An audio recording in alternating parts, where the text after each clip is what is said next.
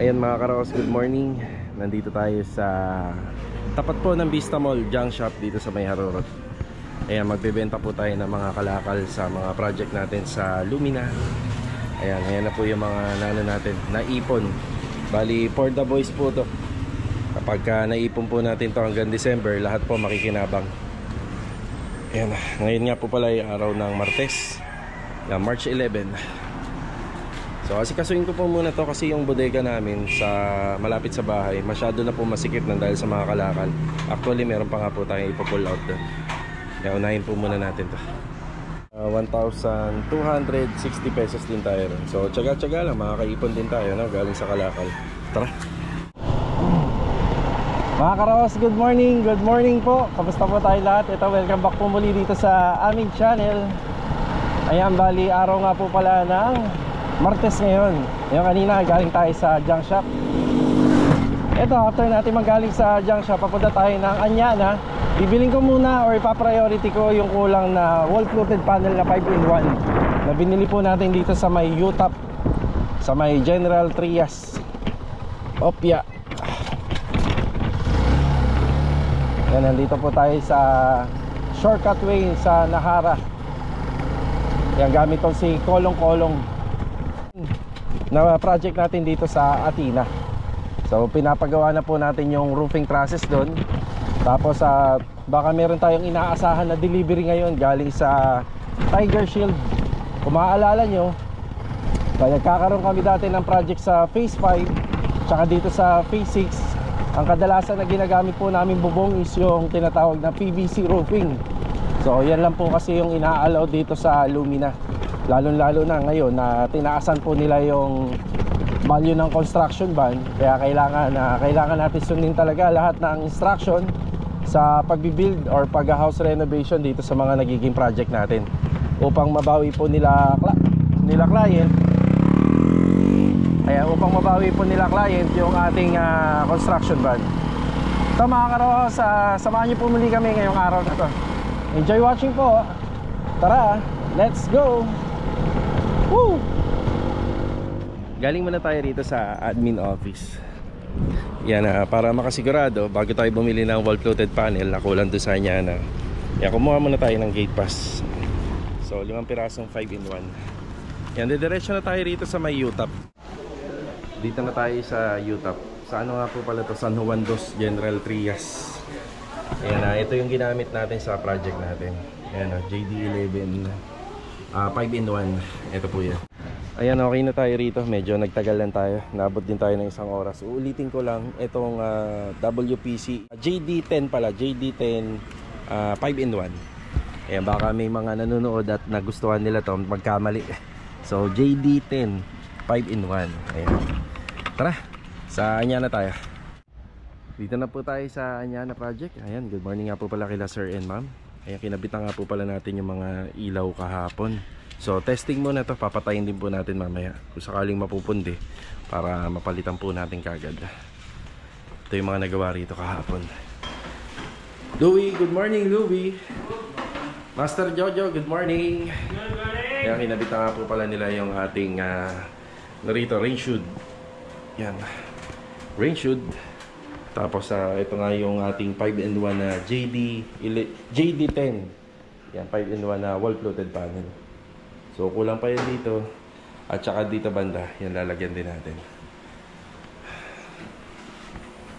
Ano pa ba mga ikakabit nyo ngayon? Yung ilaw, nandyan na rin. Ilaw. Sa hagdanan. Oo. So pwede ito? Oo, yan. Sa hagdanan. Kompleto ba yung tiles natin doon sa poste? Ayos na yun? Sige. Yan, ayusin mo na din. Ito boss Jake, isahan. Nga pala, yung plug niyan. Isa niyan. Dito. Meron mo na tawag yan? Tugang yun, tugang. Tugang yan. Sige, ano mo na lang muna yan ako. Kompletuhin ko, sabay-sabay na lang. Tugang yan kasi yun Microwave. microwave yan. Yung sa microwave, maganda nga, mailagay na rin natin dyan eh. Nandito yun Ipatong mo na rin dyan, nandyan yung microwave eh. Para malaman natin yung butas. Ito yung butasin dito. Mga ginawa nila JJ. Kahapon nga po pala. yun yung isang window grills dito na baliktad lang nga talaga yung design. So reject na yon, nilabas nila uli. Gagawa ng panibago si JJ kasi dapat ito yung design eh. Kasyang kasya sana, kaso nga lang may iba yung design. Siyempre nakakaya naman kila client kung ipipilit natin na iba yung design. Buti sana kung bahay ko to, no? Okay lang sa atin yun. Pero yun, nilabas muna nila uli, tapos ibabalik dito na maayos na. Yan, tapos may konting retouching doon sa mga grills na ginawa po nila. So ito po muna yung ano natin dito, assignment. More on installation pa rin. Yan. Tapos ito, unti-unti na natin ikakabit yung mga solid panel na binili din po natin dun sa UTAP. So hanggang dito yan sa single gate. Tapos may binili na tayo rito na stainless dito sa outdoor kitchen natin. Yan, wala pa po siyang faucet. Saka yung fittings yata meron na dyan. Do-double check na lang natin. Yan, tapos yung window grills dito kaya hindi pa kinakabit. Lilinisin pa po yan bago ikabit natin. Tapos meron pa po tayong makikakabit dyan. Part na yan. Joe, pakihanap na nga lang yung sa ventilation natin dito. Andyan, ayun o. Pwede na rin natin ikabit. So after ng mga installation nila rito, tatagal pa sila Master Jojo rito eh. Mga ilang araw pa sila rito. Saka naman po lilipat na uli sila Kuya Dino. Babalik sila rito tsaka si Kuya Rigor. Yan na muna yung update. Tapos bukas sila Master Batang pupunta rito. Kakabit nila yung dalawang vanity dun sa toilet and bathroom.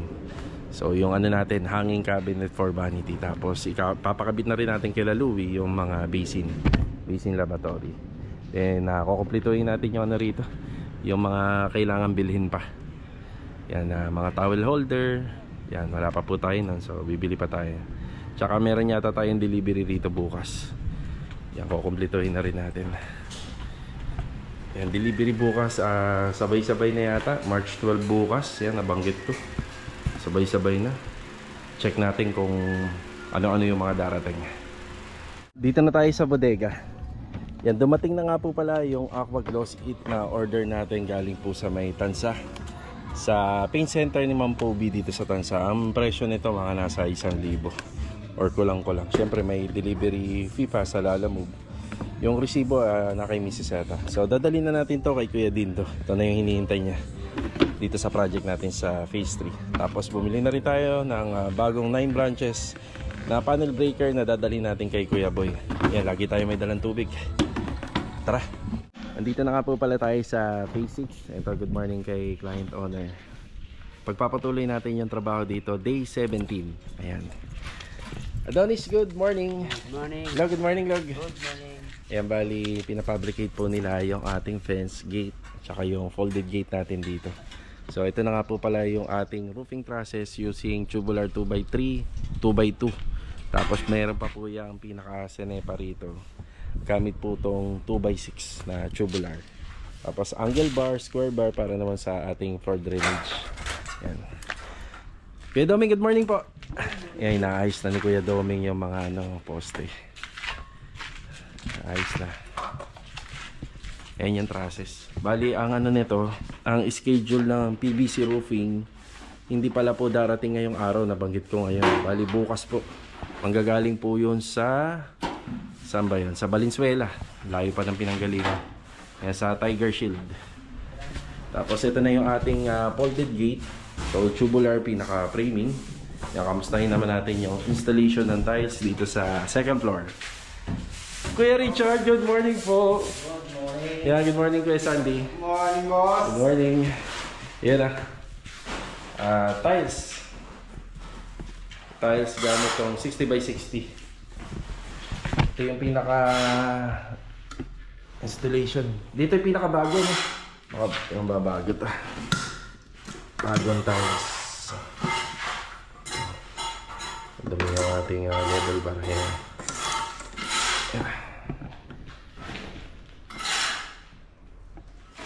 Maganda naman ikabit, kuya. Ayos naman, ayos ikabit. Nababasagan ka? Lira. Dalawa pa lang. Maganda, matibay naman yung tiles natin. Yan. Tapos nito, pwede na yung installation ng PVC panel, pero papa-double check muna natin yung wiring. Yan. Yan, lipat na tayo sa kabila. At magtatabas pa po sila ng mga bakal. Pang ilan na ba tong araw yung buhos? Biyernes. Biyernes lang ba ito binuhusan? Pangatlong araw pa lang ngayon na nakaano siya. Yeah. Kaya Doming, ituloy nyo yung babad lang ng tubig sa taas. Wala pang ano yun, sir, flexible. Hindi, babad lang ba? Babad. O, baharan ng tubig log para maganda yung cure. Pagka natapos, para makakasingaw pa. Makakasingaw siya. Pagkatapos, iwa-waterproofing natin. Then, schedule na no, sa concrete topping. Yung ganun lang. Bina, good morning. Good morning. Yan na. Poste.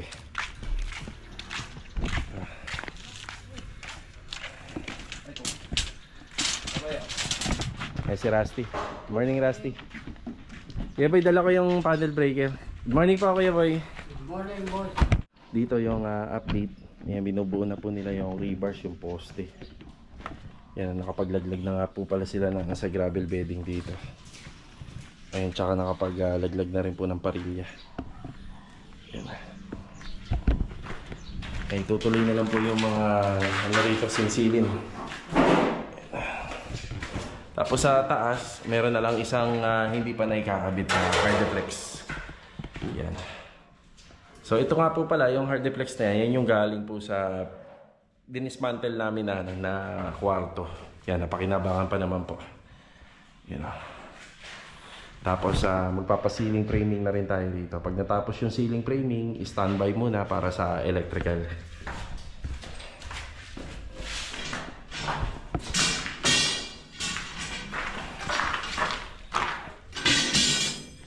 Tapos itong mga lupa na to, ito yung mga pwede pa naming maibalik dun sa columns. Kaya ba ikaw na pala mag-lock? Ayan na. Break time muna. Hindi ko na maabutan yung mga nagtatrabaho na pintor dun sa phase 3. Yan, mamaya na tayo magbibigay ng update doon pagkatapos ng break time. Tara. Nasa phase 3 na tayo. Ayan na, inabutan natin dito yung nag-deliver po ng kama para sa second floor dito sa project natin. Salamat po. Thank you, thank you.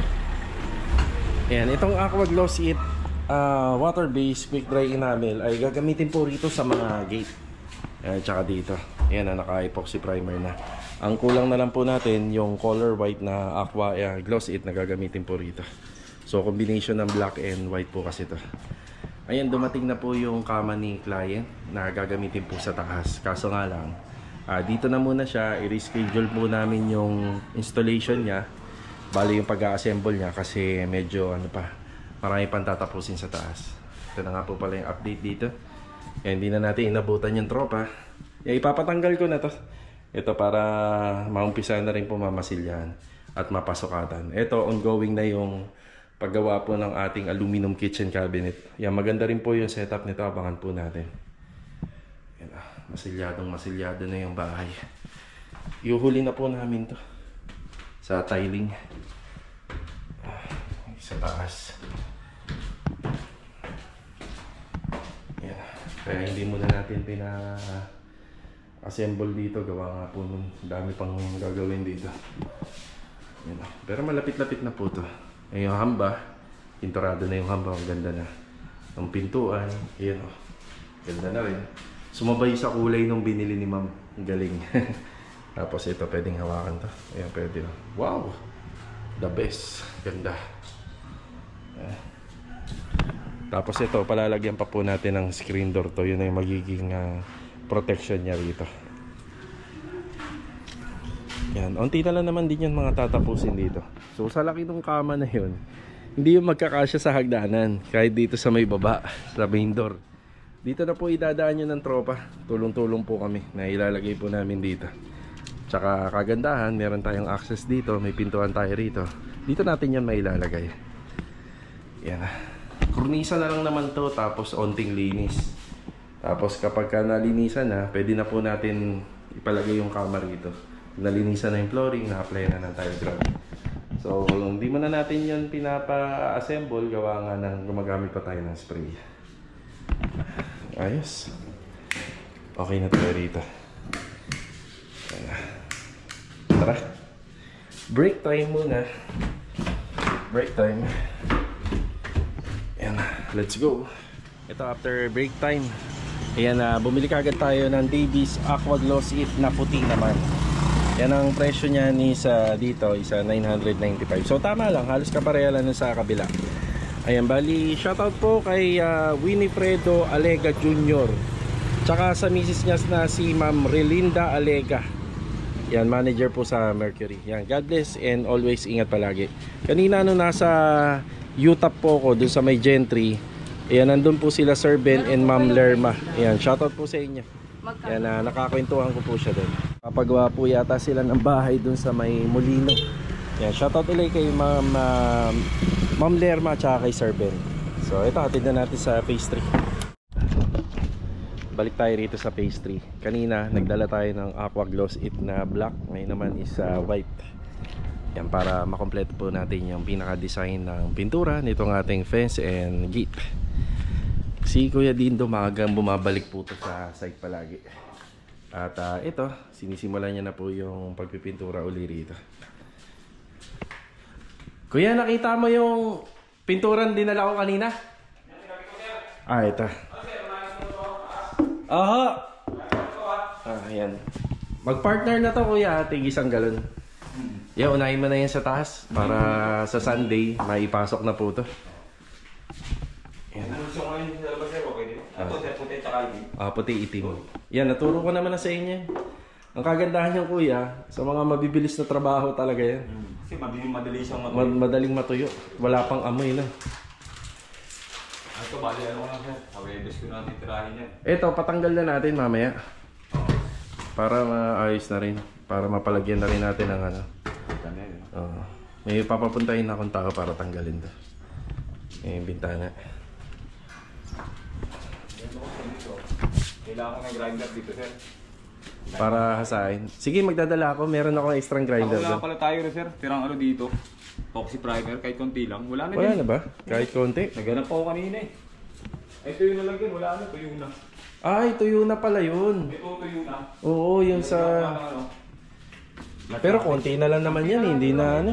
So, Ay, oo, wala na to. Konting-konti na rin. itong handle na lang ito ko. Yan na lang ba? Ayan, handle na lang. Sige. Ito, yarin ko sana kanina. Wala akong makita. Sige. Saka ako may paparedo dito sir. Oo. Awebes na ako sir. Sige, sige. Unahin muna ni Kuya Dindo yung sa taas nang maipasok na yung ano, yung kama. Malaki-laki rin to sa nakikita ko. King size ata yung kama niya. Parang king size siguro. Yan. Ayan, bali umuwi muna tayo sa bahay. Dumating yung ating kitchen accessories corner organizer. Ang tawag dito pinakasikat is Magic Corner. Ayan o. Yan yung presyo niya, 8,000. So ito yung hindi ko mahanap sa Wilcon, hindi ko mahanap sa Vista Mall or sa All Home. So dito ko lang po yan nakita sa ano to eh, Bellissima Home and Design na yan. So Magic Corner, halos kompleto naman ang Kuya. Pure stainless. Sige Kuya, yama lang. Bumagsak na yung papel ni Kuya. Gold yan? Ginto, 8,750 kasama na yung ano, delivery charge.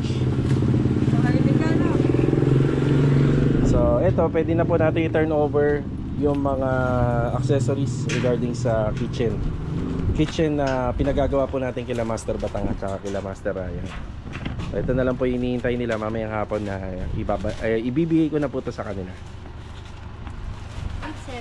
50. Dagdagan mo 50. Tip natin sa kanila. Oo nga. Dagdagan mo 50. Pang merienda na nila yan.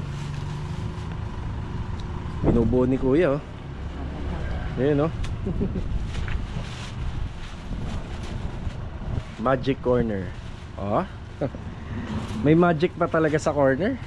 Ay, mahal, baka nagmamagic yan Hindi, maganda yan kasi gamit na gamit yung space dun sa corner. Ayan, sa corner area. 750. 8 na. Sige. Tama? 88? Oo. Kasi flash yung tip. Oo. Mga karos, gusto ko lang itong sabihin kasi sa araw-araw na lumilipas, napakadami pong tumatawag sa akin. Sobrang dami. Hindi ko po mabilang, pero sa estimate ko nga, sa loob ng isang araw mga 50 iba't ibang tao ang tumatawag sa akin. Nagpapasalamat ako sa Panginoon kasi kahit papaano na-handle ko po ang lahat. Kagaya nito, nag-iisa lang tayong umiikot sa site. Sakto dumarating yung mga delivery natin na minsan hindi ko natsetsempohan, pero minsan natsetsempohan ko, naaabutan ko. So kapag nagpapagawa kasi ng bahay, maganda pa rin po na yung mga delivery ay naano po natin, naaaktualan po natin. Ibig sabihin inaabutan natin para nakikita din natin yung quality din ng mga dinideliver bago po natin paalisin yung nag-deliver. So ayun, tama ba yung explanation ko? So ayun nga, kaya nagpapasalamat ako kasi kahit papaano hindi tayo nalilito, kahit papaano okay po ang lahat. Yan, daming ginagawa, ang daming binibili, pabalik-balik tayo sa site. So kada punta naman natin sa site, hindi naman natin inaaksaya yung oras natin. Meron tayong inaalam na kailangan para ma-provide natin. At yun ang tinatawag na mobilization. Yan, kailangan sa mobilization, kailangan lagi natin may bibigay, may po-provide ang kailangan sa project site. Lalo na dito sa mga house improvement. Para yung tao, lagi pong may gamit, lagi may ginagawa. So ayun, nagpapasalamat ako sa Panginoon. So hindi pa ako natatapos kasi after kong magbigay ng project update dito sa ginagawa natin sa Phase 6, lalakad naman tayo at aalis tayo kasi syempre may mga kailangan pa tayong kumpletuhin sa Anyana. So habang gumagawa yung mga tao, kailangan na po-provide po natin yung mga pangangailangan sa site para dire-diretso rin po yung kanilang trabaho. So kami, lagi kong inuulit, advance kami ng 3 days sa mga materyales para meron pa akong panahon puntahan yung ibang project para mag-provide ng mga kailangan pa po rin. So dito sa project natin sa Anyana, yung mga basin lavatory meron na tayo doon, may onhan na, pero wala pa yung para sa mga angle valve, flexible hose, kasi ang diskarte po doon kapag naikabit, susukatan pa. So yun pa yung mga bibilhin doon. Yung mga door stopper hindi pa po natin nabibili yan kasi nung natapos maikabit yung pinto, titingnan natin yung magandang location kung saan po ikakabit yung door stopper. Pwedeng mismo sa may pintuan, pwedeng mismo sa pader, or meron naman sa floor tiles. Ayan. So medyo marami-rami pang bibilhin, kagaya ng plug para dun sa exhaust fan. Meron na lang po tayong mga konting bibilhin pa para dun sa project natin para makompleto na lahat. Kagaya din nung clean out valve, kasi nung bumili ako noon parang 2 piraso lang nung una. Binili ko yung ibang materyales na stainless accessories dito sa My Home. Tapos bibili pa po tayo ng towel bar or towel rack para sa 2 TNB natin, sa first floor at saka sa second floor. So ayan, uli, nagpapasalamat ako sa Panginoon. Ang diskarte lang naman nito lagi kada punta sa site, maglilista. Although kung may makakalimutan, pwede naman ihabol. Nila naman ang diskarte. Buti na lang, kada uwi ko or punta ko sa location, sakto nandun yung nagde-deliver. Minsan kasi kapag may tumatawag sa akin, kagaya nito, baka may tumatawag, nagda-drive tayo, hindi natin siya masasagot. So yun, maraming salamat sa Panginoon kasi baka siya na mismo yung gumagawa ng way para ma-handle natin ang lahat. Thank you po. Yan, sa Phase 6 tayo. Okay, dito na tayo. Yan, ika-day 17 ng house improvement natin dito sa Athena project. Yan, dumating na nga po pala yung ating mga flashing na gagamitin. So meron tong iba't ibang klase ng bend. Bali, itong flashing po kasi natin pagdating dito sa left side wall, yung sa pyrol ng kapitbahay, hindi na po tayo mag-grinder dun. So dito lang tayo mag-grinder. So ibig sabihin meron tayong ipapasok na 1 cm. Ito po yan. Yan, para ma-save natin yung mga tubig ulan na dumudulas po rito sa firewall. Syempre pag tuwing umuulan may dumudulas dyan na maaaring mag-cause ng leak papasok po rito sa loob ng bahay. So ito yung ating roofing trusses. Yan, kinakabit na lang po nila yung 2x6 dito sa harapan. Then combination ng 2x2 and 2x3 yung mga ginamit nating tubular dito. Tapos may makikita kayo mga naka-usli rito. Ayan, 2x2 para sa 1x2 pala para sa mga ilaw. Ito yung hanger namin, yung 3/4 by 3/4. Tapos ito pinapapalitadaan na po natin to. Yan. Ano man na area na pwede nang trabahuhin, pinapatrabaho na po kagad natin dito.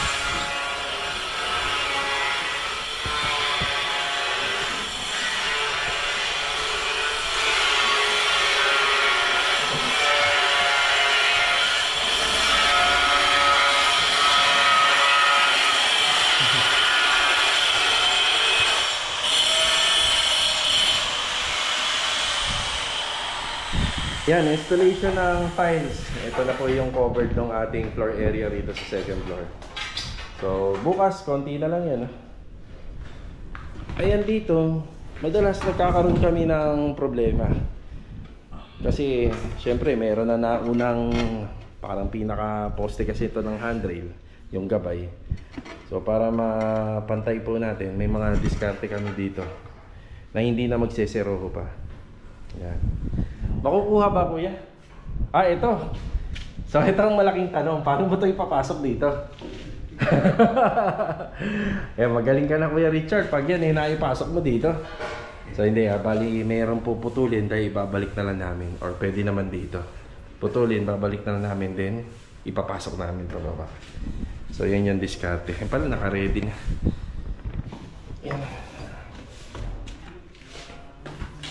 Tapos dito mapapansin nyo, bago po ko magpagawa dito, pinade-demolish ko na po yan. So ito yung purpose, no? Kahit na naghihintay tayo sa curing time nito, ayan, napalitadahan na to, diba? Tapos may karagdagan ako simento rito, pero parang kulang pa. So ang lahat-lahat nga po pala na ginagamit namin simento dito is more than 130 bags sa renovation. So hindi na yata ako ihigit dun kasi ito hindi naman po kasama sa tiling to. So ang pinapatiles lang ni client yan taas. Ito. Yan. Tapos yung kusina. At saka ito. Yung T&D. So 130 po yung order namin na dito, semento. 130 bags.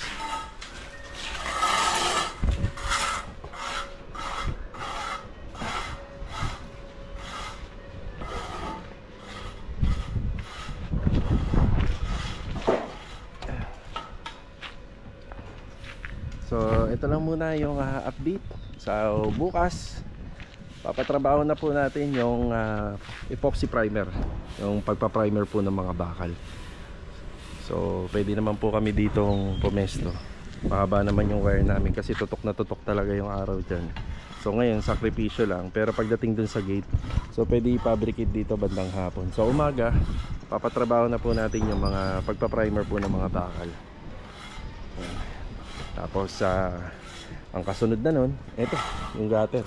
Installation ng gutter. Saktong-sakto, bukas darating yung aming PVC roofing. So sa dalawang project namin dito na Athena, na full renovation, sinabay ko na yung para dito sa Block 14. Yan, sinabay na po natin. Kasi may shipping fee po siya doon tayo talo kapag umu-order tayo ng PVC roofing. Actually, mas mahal pa nga yung PVC roofing kaysa doon sa Yero. Kaso nga, yun ang allowed dito. Yun ang gagamitin natin kaysa naman sa polycarbonate, diba? Ayan mga karos, ito lang po muna yung project update natin ngayong araw ng Martes. Kita-kita na lang po ulit tayo for the next video. Yan, God bless po sa ating lahat. Ito, paalam po muna.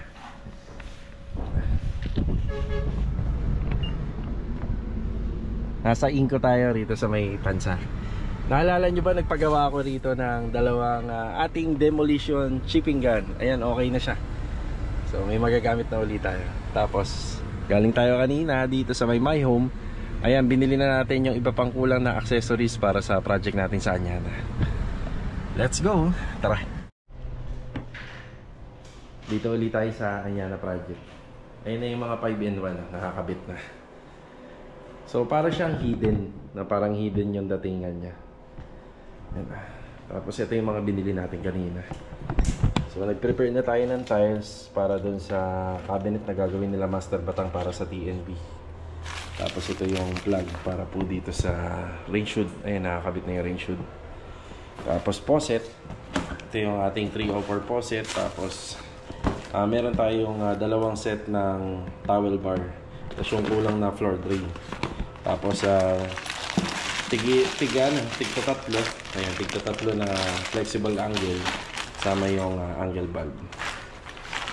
Ready na. Ang kulang pa yung sa door stopper. Yan, bibilin pa natin yung mga door stopper ng pintuan. Itong 3-way, kung makakahanap tayo ng kulay brown or black, papalitan din natin to. Yan.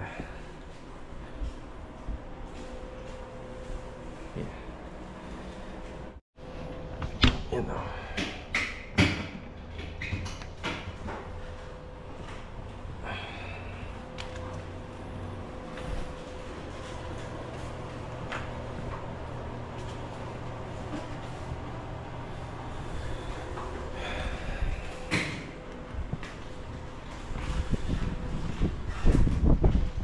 Unti-unti na lang pati dito sa gate, mga installation dito.